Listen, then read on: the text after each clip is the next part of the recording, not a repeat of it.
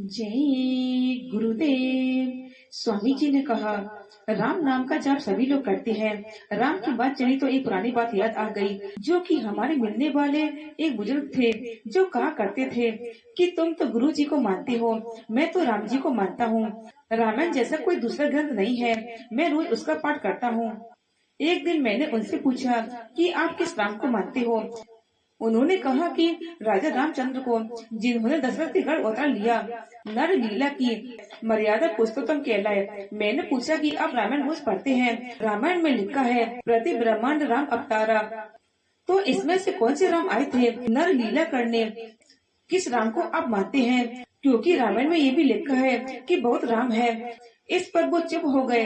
कहने का मतलब ये है कि हम अनजान में कोई भी नाम जपे, हमें कोई ज्ञान नहीं होगा, लेकिन जब कोई महापुरुष मिल जाता है तो वो तो हमको बताता है कि हम किसका नाम जपते हैं, वो कहाँ रहता है, वो कैसा है। उनका बताया हुआ नाम काम करता है, आत्मा को जगाता है। कबीर साहब ने भी राम कहा, लेकिन उन्होंने स्पष्ट कह दिया कि एक राम दशरथ का बेटा, एक राम घट घट में बैठा, एक राम का सकल पसारा, एक राम इन सबसे न्यारा। संतों का राम सबसे न्यारा है, उसका देह सच्चा है, उसका नाम सच्चा है, वह अपने स्थान से कभी नहीं हटता। उसी के भेजे हुए संत आते हैं, फकीर आते हैं, जो जीवों के अपराधों को, गुनाहों को माफ करने का अधिकार और शक्ति रखते हैं और आत्मा को काल कर्म के जाल से छुड़ाकर सबसे न्यारे राम के पास पहुंचा देते हैं। दूसरा राम है जो इस सृष्टि का मालिक है, जो शुभ अशुभ कर्मों का फल दाता है। इसने हम लोगों को फंसा दिया, कर्म करने का अधिकार देकर और कर्म फल देने का अधिकार अपने हाथ में रखा। वह किसी को माफ नहीं करता, न किसी से वो कुछ कहता है। हम जैसा करते हैं वैसा फल हमको देता है, हमें वह भोगना पड़ता है, हम बच नहीं सकते। चाहे हंसकर भोगे चाहे रोकर भोगे, वह तो पाई पाई का हिसाब करता है। यह उसका अपना तरीका है, जिसे केवल संत फकीर जानते हैं। इस बात को और कोई नहीं समझ सकता। तीसरा राम हम सबके अंदर बैठा हुआ है, हमको नचा रहा है, हमसे अनेक तरह के अच्छे बुरे ऊंच नीच कर्म करवा रहा है। वह है हमारा मन, जिसे ना तो हम देख पाते हैं ना पकड़ पाते हैं, पर उसने हमें अपनी कठपुतली बना रखा है। जैसे डोरी हिला दे हम वैसे ही नाचने लगते हैं।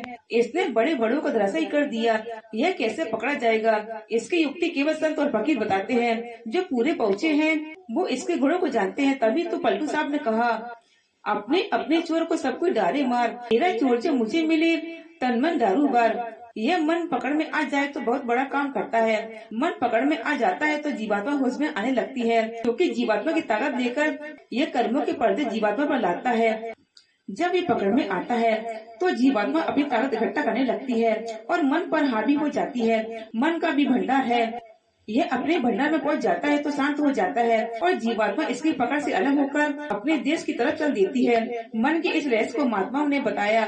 बाबा जय गुरुदेव जी ने कहा कि संत मत की साधना ही ऐसी साधना है जिसमें मन की पकड़ होती है। इस साधना से ये मालूम होता है कि यह मन कहाँ चला गया, कैसे चला गया, क्या क्या अपने ऊपर लाभ लिया। स्वामी जी ने कहा कि गुरु के वचनों की चाबुक से इस मन रूपी घोड़े को काबू में कर लो। अब चौथे राम, जिन्होंने दशरथ के घर उतार लिया, नर नीला की हंसे रोए मिले बिछुड़े, मारकाट करवाया और फिर जैसा कि इतिहास कहता है कि सरयू नदी में डूब गए और समाधि ले ली।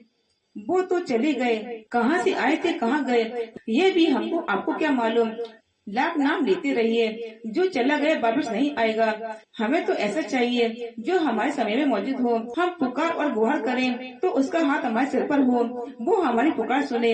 राजा रामचंद्र जी तो चले गए, इसमें कोई शक नहीं कि वो तपस्वी थे, तो उनका दिया हुआ वरदान, जैसा कि इतिहास कहता है कि उन्होंने हीरो को वरदान दिया था और कहा कि तुमने मेरी प्रतीक्षा में 16 साल का बर्बाद सहा, तुम्हें कुछ दिन कलयुग में राज करने को मिलेगा। वह फल फूल रहा है, नाच गाने का बोलबाला है, ताली बजाने वाले का बोलबाला है और भी बहुत कुछ हो रहा है, जिसे हम और आप सब देख सुन रहे हैं। जय गुरुदेव।